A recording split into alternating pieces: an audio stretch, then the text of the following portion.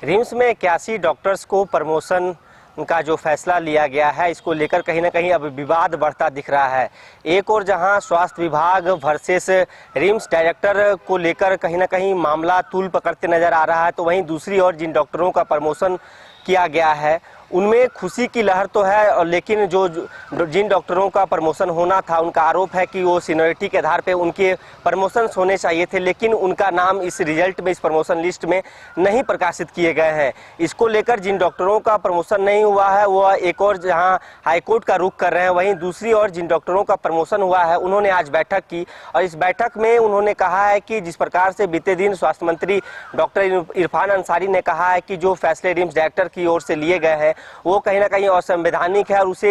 रद्द किया जाएगा। तो ऐसे में जो डॉक्टर्स हैं जिनका प्रमोशन हुआ, उन्होंने बैठक कर इसको लेकर स्ट्रेटजी तैयार की है कि यदि जो डॉक्टर्स का प्रमोशन हुआ है उनके प्रमोशंस को यदि रद्द किए जाते हैं तो आने वाले दिनों में वो आंदोलन करने को मजबूर होंगे। इसी को लेकर आज आनंद आपात बैठक बुलाई गई डॉक्टरों की ओर से। वहीं दूसरी ओर कई ऐसे डॉक्टर हैं जिनका प्रमोशन नहीं हुआ है, वो हाईकोर्ट का रुख कर रहे हैं। अब इस बैठक के बाद यदि इस निर्णय को कहीं ना कहीं रद्द किया जाता है तो आने वाले दिनों में रिम्स में आपको स्ट्राइक देखने को मिल सकते हैं। तो कह सकते हैं कि ये जो विवाद पूरा रिम्स में चल रहा है, चाहे डायरेक्टर की बात कर ली जाए या तो स्वास्थ्य विभाग की बात कर ली जाए, वहीं दूसरी ओर अब डॉक्टर्स भी दो कुनबे में बंटते नजर आ रहे हैं। तो ऐसे में कहीं ना कहीं रिम्स का बेड़ा गर्क होते दिखेगा। क्या कुछ कर रहे हैं डॉक्टर्स, सुनिए। ये बैठक जो थी, ये प्रमोशन का जो मुद्दा आप लोगों ने देखा कि काफ़ी दिनों से लंबित था। ये जुलाई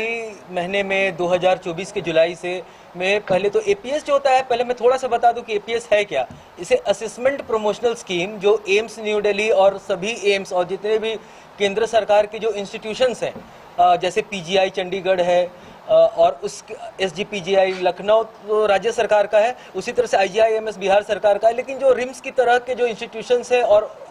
जो गवर्नमेंट ऑफ इंडिया के जो इंस्टीट्यूशंस हैं, इन सब में एपीएस असेसमेंट प्रमोशनल स्कीम लागू होती है। इसमें जो हमारे जैसे जो चिकित्सक हैं, जो फैकल्टी के रूप में यहाँ असिस्टेंट प्रोफेसर बन के आए हैं, वो उनको 3 साल के बाद में जो मिनिमम ड्यूरेशन उनका है, और एसोसिएट के लिए उसके बाद फिर 3 साल में एडिशनल के लिए, और फिर उसके बाद 4 साल में प्रोफेसर के लिए इनका असेसमेंट किया जाता है 3 कैटेगरी में, 3 चीज़ों में। एक तो उनका मरीजों का किस तरह से वो इलाज कर रहे हैं, हॉस्पिटल में किस तरह से काम कर रहे हैं, दूसरा वो किस तरह से वो छात्रों को पढ़ा रहे हैं, और तीसरा किस प्रकार से रिसर्च एवं उसके बाद का जो पब्लिकेशन है विभिन्न रिकॉग्नाइज्ड एनएमसी के द्वारा रिकॉग्नाइज्ड जर्नल्स में, उसमें किस तरह से वो अपना पब्लिकेशन करा रहे हैं। इसको लेकर के 2024 में, चूंकि 23 में भी नहीं हो पाया था, तो 23 और 24 का एक साथ 2024 में राज्य सरकार, उस समय के जो शासी परिषद के अध्यक्ष थे माननीय बन्ना गुप्ता सर और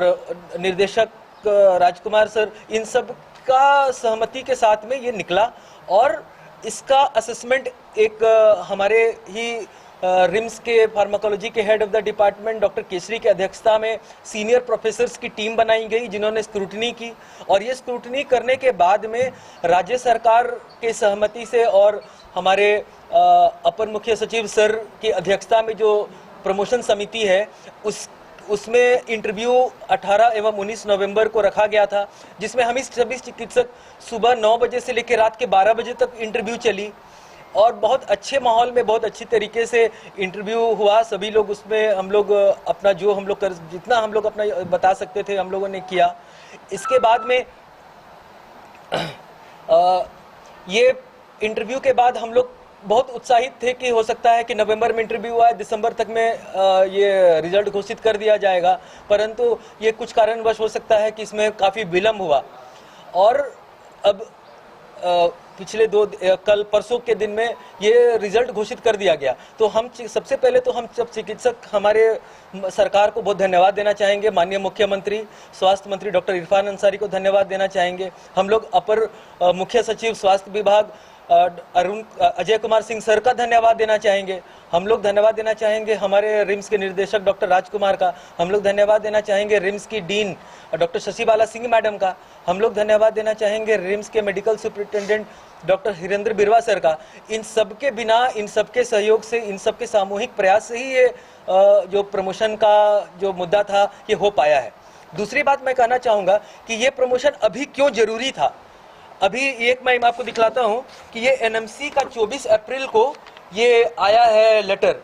जिसमें ये कहा गया है, आप लोग सब इस बात से वाकिफ हैं कि रिम्स 180 सीट है एमबीबीएस की, जिसे 250 करने का प्रयास राज्य सरकार के द्वारा किया जा रहा है। और इस प्रयास में ये एप्लीकेशन जा चुका है एनएमसी के पास, और इस क्रम में एनएमसी ने कहा है कि 9/5 मतलब 9 मई को 6 बजे से पहले वो सारा फैकल्टी का डिटेल और बाकी जो भी हमारे पास सुविधाएं हैं, इसको एक सेल्फ असेसमेंट फॉर्म भर करके ये 6 बजे से पहले 9/5 को जमा करना है। इस प्रमोशन के बाद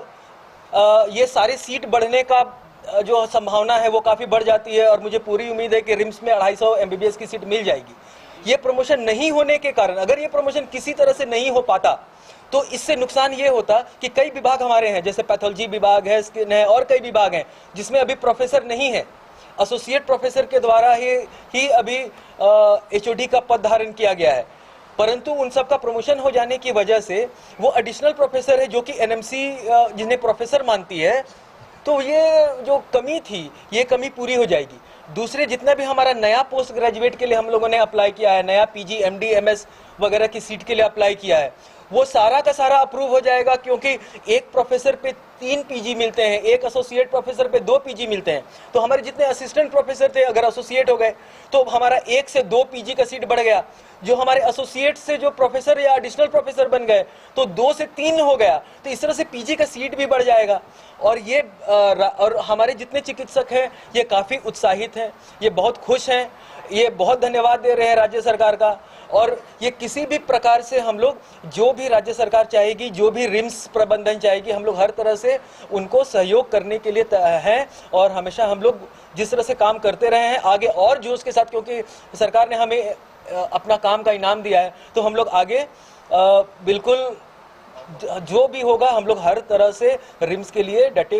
रहेंगे और सिर्फ रिम्स और रिम्स के बारे में ही सोचेंगे। धन्यवाद। और स्वास्थ्य मंत्री का तो आदेश आया है कि सभी से आग्रह करूंगा कि मैंने सुना नहीं है, कोई ऐसा आदेश मुझे अभी तक मैंने देखा नहीं है, लेकिन अगर ऐसी कोई बात है तो मैं उनसे पुनः आग्रह करूंगा कि अगर कोई ये है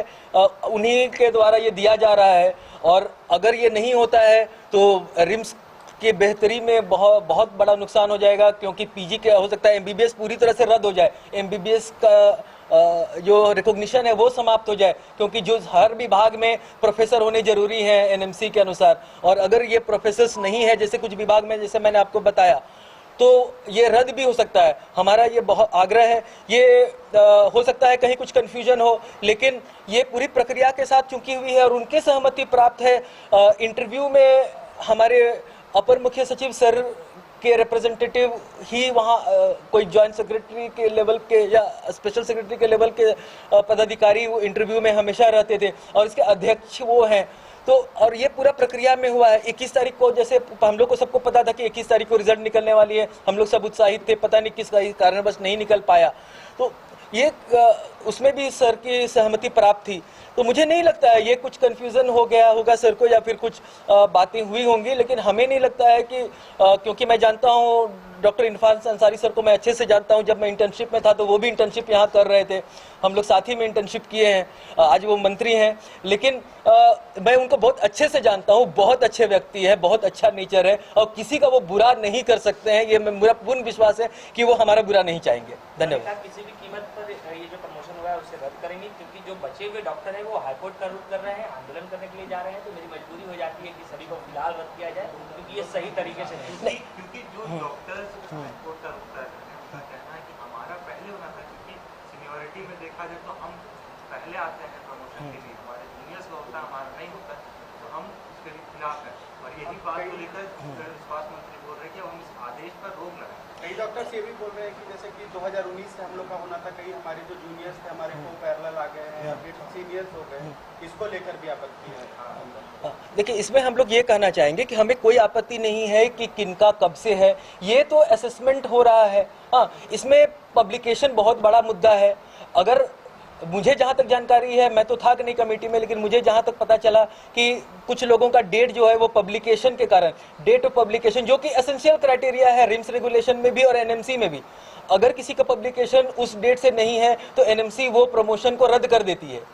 तो ये एक एसेंशियल, जैसे MBBS और MD MS degree essential criteria है, समय एसेंशियल क्राइटेरिया है कि उस इतना दौरान तक का, इतना ड्यूरेशन उनको उस पद पे, असिस्टेंट टू एसोसिएट का जो पद है उसमें कितने दिन तक उनको रहना है, वो एक एसेंशियल क्राइटेरिया है। उसी तरह से पब्लिकेशन भी एक एसेंशियल क्राइटेरिया है। तो मुझे जो अभी हम लोगों ने देखा है कि कल रिम्स के द्वारा ये नोटिस जारी किया गया है कि जिनको भी ग्रीवांस है और जिनको लगता है कि उनका प्रमोशन होना चाहिए था, नहीं हुआ, या फिर जिनको ये लगता है कि उनका प्रमोशन ड्यू डेट से नहीं हुआ, उनको आपत्ति प्रकट करने के लिए एक समय दिया गया है कि 1 सप्ताह के अंदर, मैंने पढ़ा कल कि 1 सप्ताह के अंदर वो उसको अपना आपत्ति दर्ज कराएं और एक सक्षम समिति के द्वारा उसको पूरी तरह से इवैल्यूएट करके, और मैं भी ये मांग करूंगा सरकार से कि अगर किन्हीं का जेन्युइनली नहीं हुआ है और उनको